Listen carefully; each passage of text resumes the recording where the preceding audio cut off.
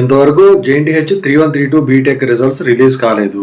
ఇక స్టూడెంట్స్ వచ్చేసరికి JNTH 1112 results ఎప్పుడని చెప్పేసి బీటెక్వి అడుగుతా ఉన్నారు.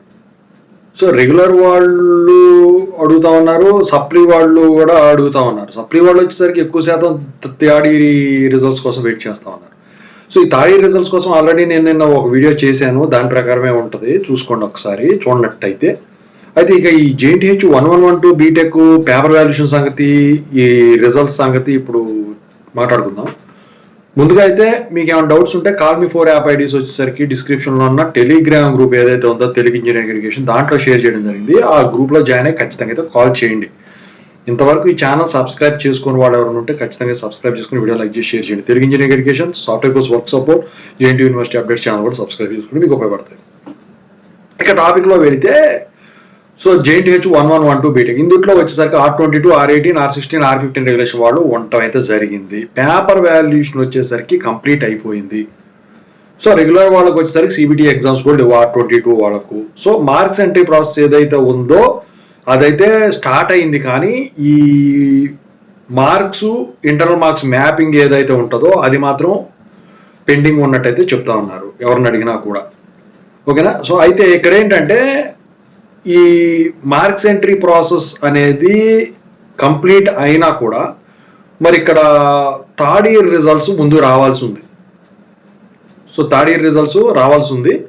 మరి ఆ థర్డ్ ఇయర్ రిజల్ట్స్ వచ్చిన 1 వీక్ ఈ 1112 బీటెక్ రిజల్ట్స్ డిక్లేర్ అయ్యేదానికి ఛాన్స్ ఉంది.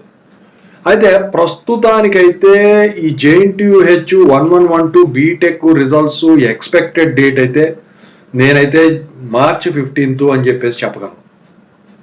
ఎందుకంటే third year exams postpone అయ్యి ఈ 1112తో పాటు కంప్లీట్ అయినాము January 30వ తారీఖు ఏమో.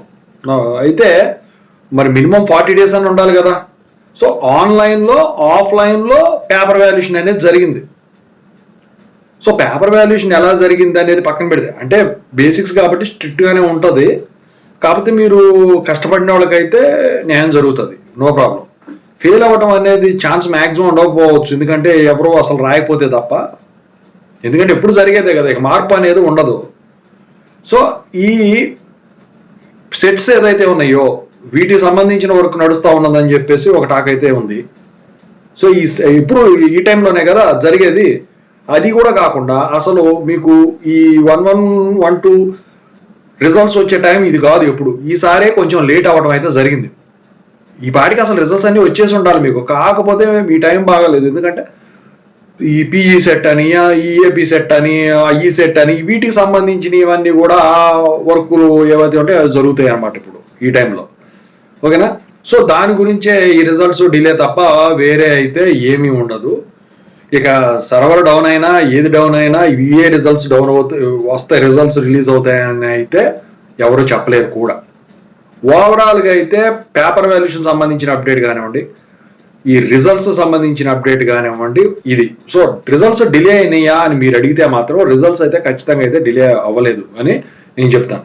యాజ్ పర్ టైమ్ 40 days అయితే మినిమమ్. ఓకేనా. సో అది కూడా కాకుండా ఇప్పుడు సెట్స్ ఉన్న టైం కాబట్టి ఈ టైంలో జరిగేది కాబట్టి అది కూడా అసలు ఇంతకుముందు అయితే ఇన్స్పెక్షన్స్ కూడా జరిగేవి అఫిలియేటెడ్ కాలేజెస్లో. యూనివర్సిటీ ఫ్యాకల్టీ అంతా వెళ్తారు కదా, అసైన్ చేస్తారు స్టేట్ వైడ్గా. సో దాని గురించి ఇదనమాట ఓవరాల్గా. ఓకేనా. సో రిజల్ట్స్ వచ్చిన తర్వాత వీడియో పెడతాను, పోల్ కండక్ట్ చేస్తాను. ఇంకేమన్నా అప్డేట్ వస్తే ఖచ్చితంగా మీకు చెప్తాను. Thank you so much.